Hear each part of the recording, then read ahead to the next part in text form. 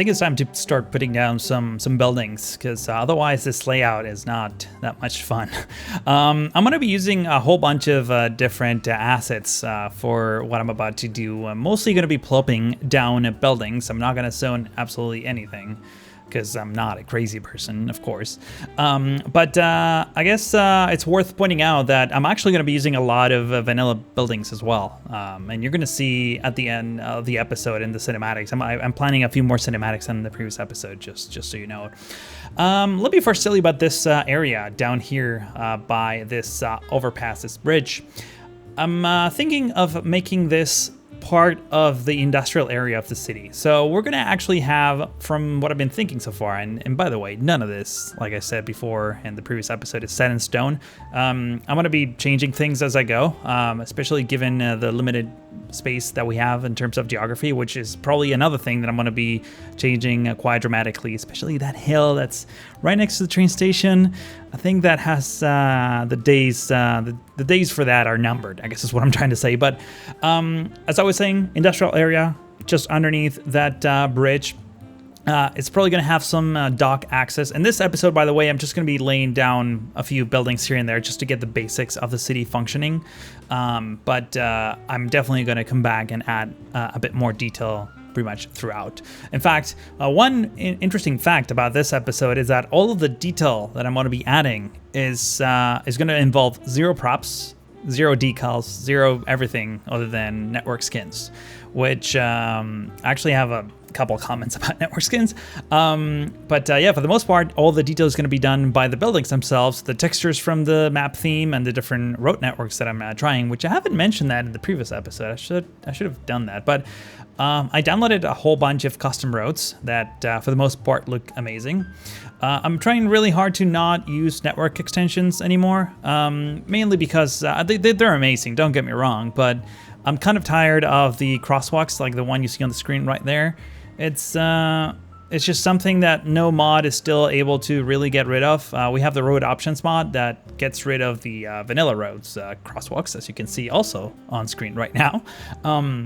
By the way, do you like that key, like sort of staggered key that I put there on the wall? I think that's a pretty cool idea. Instead of just having a smooth sort of wall that comes down, it looked a bit more realistic. But yeah, like I was saying, I'm using a lot of these custom roads, and I'm trying to add detail just using network skins for the most part. This whole area, I'm so happy with how it came out at the end of this episode. It's supposed to be some like overflow, well, not really overflow, but just like a parking lot slash waiting area for the people dropping passengers off on the station. Obviously, this being a European city, real estate is a bit of a premium, so I try to, I'm obviously not going to go for like a massive parking lot as I would do in an American style build, for example.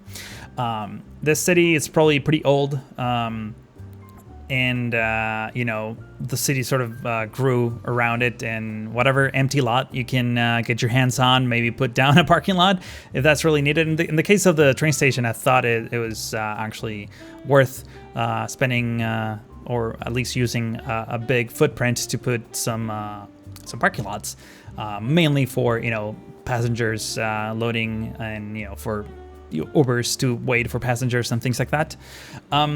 These pedestrian roads, they're actually, sorry, not pedestrian roads, they're parking roads that look great for the most part, except on intersections. As you can see there's like a weird curve that gets generated with the texture that doesn't look amazing. So I decided to sort of mix it up with a different type of road, the one with the red brick sidewalks. And that way you basically avoid having a throughway intersection with the texture. But aside from that asset looks pretty awesome. I'm talking about the raised parking lot slash road thing with the little young pines. And this is it. I'm starting to put down the first set of buildings. This whole area around this okay, let me actually rephrase that, because you haven't seen what I'm going to be doing in this empty area between the buildings and the train station. It's going to be just a plaza, like a central sort of square. And I wanted to have commercial areas pretty much surrounding that main central focal point of this upper level of the city, because as you can see, like everything else sort of goes downhill. It's all downhill from here, I guess that's what I'm trying to say. But the reason why I wanted to have commercial around this central plaza is because I'm expecting a lot of people to come through trains, and this is usually how cities are laid out. In high traffic areas, you want to have some commercial, maybe office spaces too, because that's where most people sort of flow through, and there's a higher chance that they might buy something. So I'm going to be mixing that up. Pretty much all these buildings that I'm using, the design, some are custom, and a lot of them are vanilla, like I was saying. For example, this market, actually, it's a pretty decent looking asset once you remove all the crappy assets or props that are attached to it.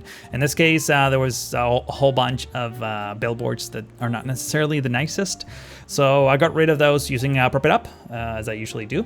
And now, obviously, we're not going to have all like classic looking sort of buildings. There's also some modern stuff in this kinds of cities. You know, architects that just want to do their own thing for their own time, or period of time. So I was trying to mix it up a bit and have a few more moderns. In this case, I think this is like an Art Deco style sort of building. We also have, in this case, I put down, I think this is a vanilla asset as well, some sort of library or gymnasium. I think it's a gymnasium. It's part of like the school's sort of menu. I don't even know which mod that or DLC that belongs to. Don't ask me. I know it just comes up. It's probably even like vanilla. Look it up. It should come up in your menu, and if not, it's probably part of a DLC, but it's certainly not something that I manually picked from the workshop. I'm pretty sure of that. Another tool that I'm going to be using quite a bit to add detail without sacrificing on props or decals or anything like that is the painter tool. I think we started doing that in FPS a while back, and it's great. It's a mod that allows you to change some of the base colors of the buildings, and that allows you to create variety, especially with those assets that change color, change to a different color every time you plop them, which are pretty annoying for the most part, especially when they have like really weird colors programmed. It's such a shame. But then this mod came out, and I was able to use those vanilla buildings that you see in the background, the tallest ones so far. And by the way, that's as tall as I'm planning on going in the city. Maybe there's going to be like some big palace or something like that that's probably a little bit bigger. But for the most part, I wanted to keep it, medium density kind of thing, like medium density for real, not medium density this game. you know what standards I'm trying to achieve here, but using the painter tool, I was saying, I was allowed to, or I was able to use a lot of vanilla buildings and sort of, quote unquote, fix them, like get rid of all the fat from them and just make them look amazing. Because like the base buildings, the base models actually are really well done in many cases. And like I said, I don't want to have just like your typical classical European looking buildings. I want to have some modern stuff and some stuff from like the 70s and the 60s, which, not necessarily look amazing, but they certainly make your city look more realistic just by the fact that you have a variety of buildings. Again, here, tinkering a bit more with these parking lot roads, and this is where I start putting down a few of the utilities. So this big round thing is a power station that runs on oil. I don't know when I subscribed to this. I think, like I mentioned in the previous episode, I've been planning this series for about like almost half a year, like over half a year actually. And I think at some point I subscribed to that. I added it to the collection way before I started Miracle Mile. So yeah, it's amazing. Though I had to go into AVO, the mod that allows you to change the properties for vehicles and change the oil tank of trucks. So that they're, that they can hold more cargo, because by default, the default values were not enough. There was just a conga line of trucks delivering oil to that power plant, and that just didn't make a whole lot of sense. And I was running out of oil constantly, so I decided to like up the capacity of those trucks so that only a few now spawn. So it's like, that's part of the detail that I'm adding here. I just want to have a realistic amount of vehicles driving in my city and not just like be a crazy thing and having huge lines of the same vehicle over and over again. That's one way to sort of ruin the aesthetics of your city. So if you can avoid it, unless you're playing vanilla, that is, go for those kinds of details. I think I encourage you. They will actually make your city look much, much nicer. And over here, putting down, as part of me putting down utilities and services and things like that, I'm putting down these vanilla fire station. Oh, I forgot the name of this thing. But yeah, it's a vanilla fire station for the European theme, which, again, it's a great looking asset. I think there are pretty decent assets also in the workshop for that. But, I put down both the police station and the fire station from vanilla European style. And, that's fine. They look great. Why change it? I might obviously add a few more different fire stations in the future in other districts, just to give it more variety. But just to get things started, I thought that was good enough. The train, as you can see, that's the current model that I'm going with. It's a 3-car electric train. It's I think it's an actual model that exists. But in terms of the livery for the train, that's just made up or generic. At least that's what the description of the asset in the workshop said. Hopefully it's not mistaken. Now, it's worth talking about probably what's happening on the screen right now, which is the fact that I was struggling quite a bit with the terrain differences. If I left everything as it was, the height between the different roads and just like a block away, like a block distance between one road and another, there was a huge difference in height, which wasn't very noticeable as I was working on the map. I know in the previous episode I also talked about how as I was terraforming, actually I don't think I talked about this, but as I was terraforming this map, like, you don't really have a sense of scale until you start putting down buildings. So whenever, like, for example, when I put the train station, I realized that I had the hill that was right next to it was huge. It was like the size of Mount Everest, and it didn't make sense. So you kind of lose track of that when you're in the map editor, and those are things that you have to fix in game as you start developing your neighborhoods. So one way or one technique that I've been trying to sort of address that issue is, well, first of all, get rid of all the mountains in game. That's the easiest solution.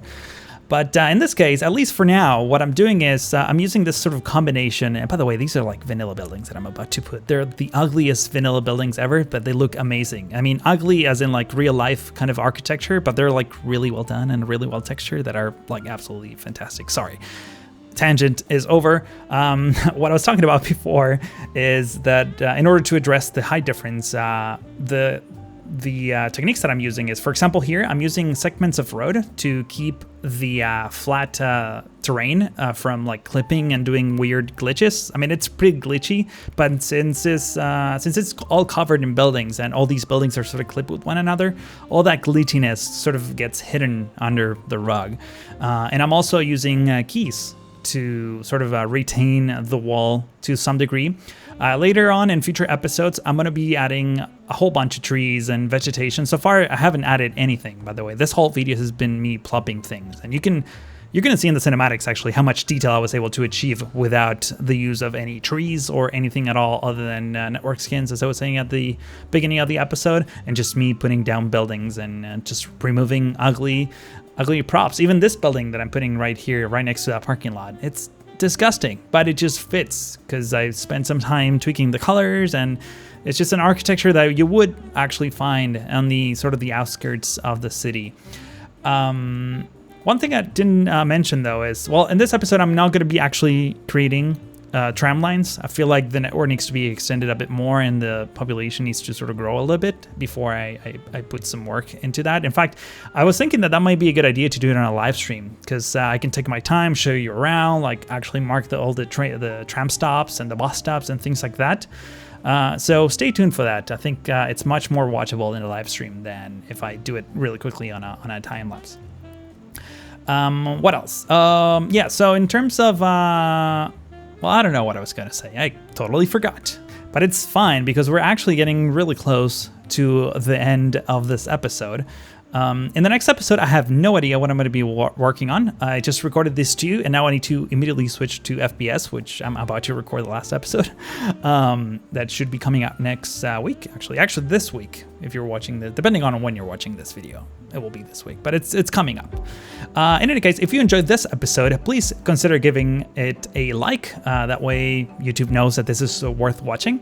And if you're new to the channel and haven't already, please consider subscribing as well. That way you're notified next time I post a video of this series. But that's all for now. Thank you so much for watching, and hope to see you in the next one.